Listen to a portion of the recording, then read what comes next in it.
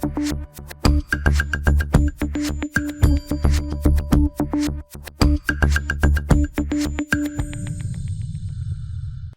tahun 2025 menjadi rekam jejak yang tidak akan dilupakan oleh masyarakat Kota Kupang. Kasus bunuh diri di awal tahun ini menjadi masalah yang serius dihadapi masyarakat Kota Kupang. Segelintir anak muda frustasi dengan permasalahan hidup yang selalu menghantui diri mereka. Mengakhiri hidup dengan cara bunuh diri adalah jalan yang seringkali ditempuh generasi ini. Dan tindakan itu dipilih hanya semata untuk terhindar dari sebuah masalah. Mari kita telusuri lebih jauh dalam liputan berikut ini.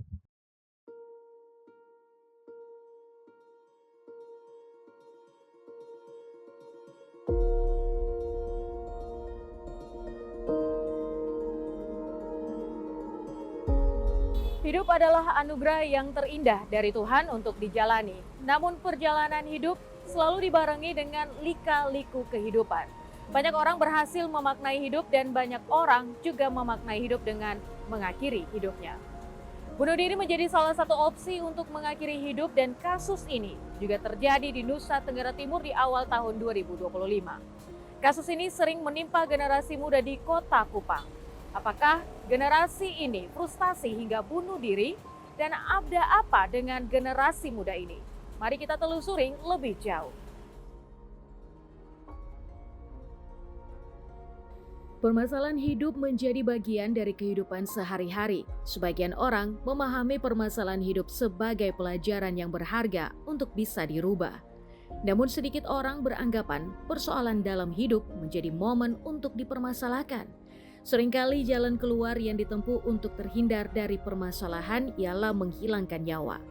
Permasalahan ini dirasakan juga masyarakat Nusa Tenggara Timur, khususnya Kota Kupang. Jembatan di Liba menjadi tempat yang paling sering untuk mengakhiri hidup atau tali sebagai alat untuk mengakhiri hidup dari diri seseorang.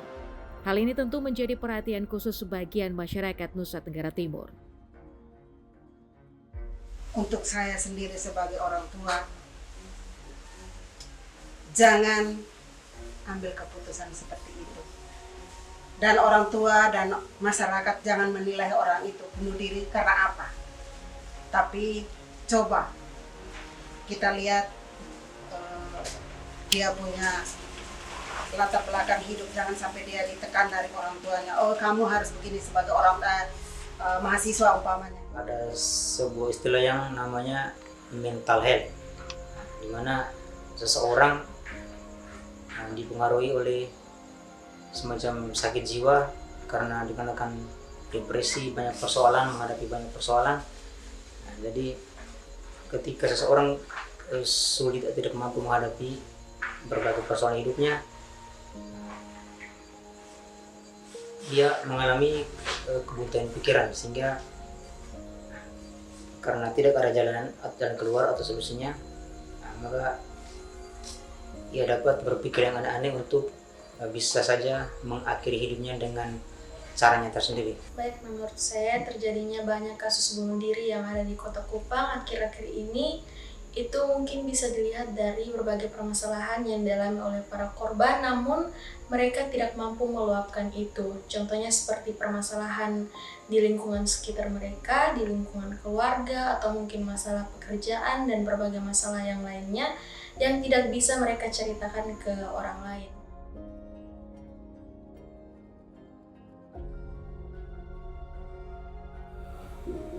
Beberapa temuan kami di lapangan menyangkut dengan kasus gantung diri yang ada. Kami himbau kepada masyarakat Kota Kupang agar lebih bijak lagi di dalam mengambil keputusan.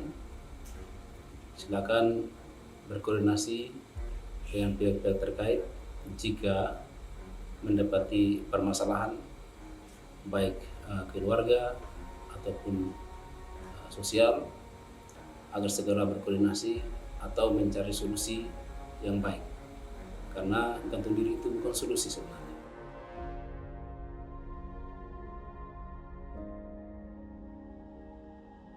Kasus bunuh diri menjadi perbincangan hangat di awal tahun 2025. Di Nusa Tenggara Timur, kasus bunuh diri sudah mulai bermunculan. Hal ini dikarenakan banyak faktor, ada faktor internal dan juga eksternal. Namun banyak orang juga berspekulasi bahwa korban tidak bisa menyelesaikan masalahnya sendiri.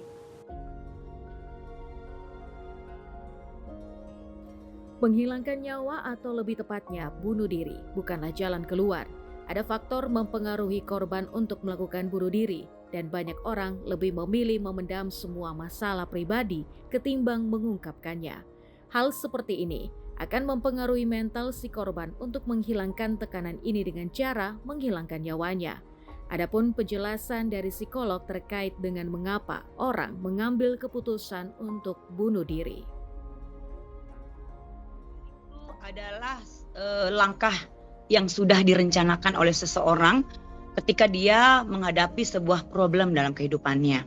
Ya karena dia merasa sudah tidak mempunyai teman, merasa tidak ada yang memberikan support, dan merasa tidak ada jalan lagi untuk menyelesaikan konfliknya, maka dia mengambil jalan pintas.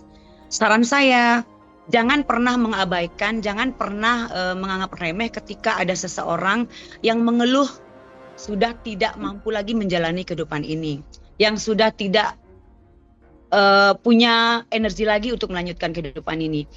Karena pernyataan-pernyataan yang seperti itu adalah pernyataan yang serius yang dimiliki oleh seseorang yang memiliki masalah. Jadi ketika ada saudara, teman maupun siapapun dia yang curhat dengan kita, maka kita harus meluangkan waktu. Menjadilah pendengar yang baik. Menjadilah pendengar yang benar-benar ingin memberikan pertolongan pada orang tersebut, dan berikanlah waktu, ajaklah dia berdiskusi.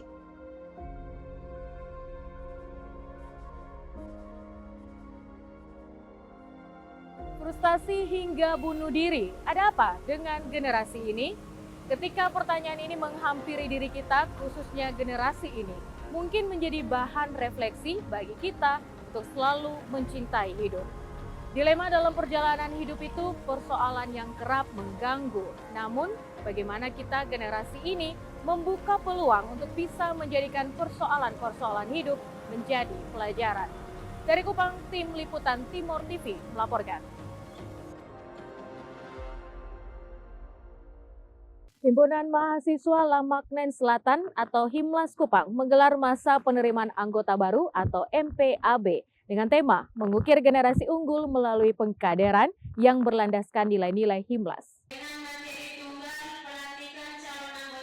Himpunan Mahasiswa Lamaknen Selatan kembali menunjukkan komitmennya dalam menciptakan pemimpin masa depan yang berkualitas dengan menggelar masa penerimaan anggota baru atau MPAB bertema mengukir generasi unggul melalui pengkaderan yang berlandaskan nilai-nilai Himlas. Acara ini berlangsung di Aula Kampus TIM dan dihadiri oleh mahasiswa khususnya dari Lamaknen Selatan. Dalam MPAB ini, para peserta akan mendapatkan pelatihan intensif yang dirancang untuk membentuk karakter dan kepemimpinan yang kuat. Organisasi Himpunan Mahasiswa Lamaknen Selatan Himlas Kupang ini didirikan pada tanggal 13 Desember 2019 yang dibentuk oleh beberapa tim perintis terdiri dari 15 orang. Nah, organisasi Himlas ini didirikan tujuannya itu untuk menjadikan rumah kedua bagi seluruh mahasiswa yang menempuh pendidikan di Kota Kupang, menjadi rumah kedua bagi mahasiswa seluruh Lamaknen Selatan. Jadi organisasi ini hanya memberikan ruang dan kesempatan kepada mahasiswa yang menempuh pendidikan di Kota Kupang, khususnya mahasiswa dari Lamaknen Selatan. Acara ini tidak hanya menjadi ajang penerimaan anggota baru, tetapi juga sebagai wadah untuk membangun jaringan dan solidaritas antara mahasiswa dengan masyarakat Lamaknen Selatan. Dengan semangat kebersamaan, Himlas berkomitmen untuk berkontribusi dan siap menghadapi tantangan global. Ketua Himlas berharap semoga kegiatan ini tidak hanya sebatas di kecamatan saja, namun bisa diperhatikan oleh pemerintah. Merasa sangat senang mengikuti organisasi ini karena saya mendapat banyak pengalaman dan saya juga mendapat banyak teman serta banyak materi yang saya dapatkan juga, dan harapan saya ke depannya semoga organisasi Himlas itu dapat berkembang dan dapat melahirkan generasi muda yang berkualitas dan dapat membawa perubahan dalam masyarakat. Terima kasih. Kegiatan ini menjadi hal yang positif bagi seluruh mahasiswa untuk tidak hanya menjadi bagian dari organisasi, tetapi juga menjadi agen perubahan yang aktif dalam masyarakat. Tim Liputan Timur TV.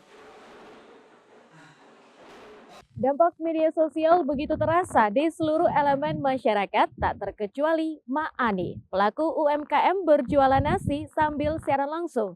Berita selengkapnya akan hadir sesaat lagi, tetaplah bersama kami.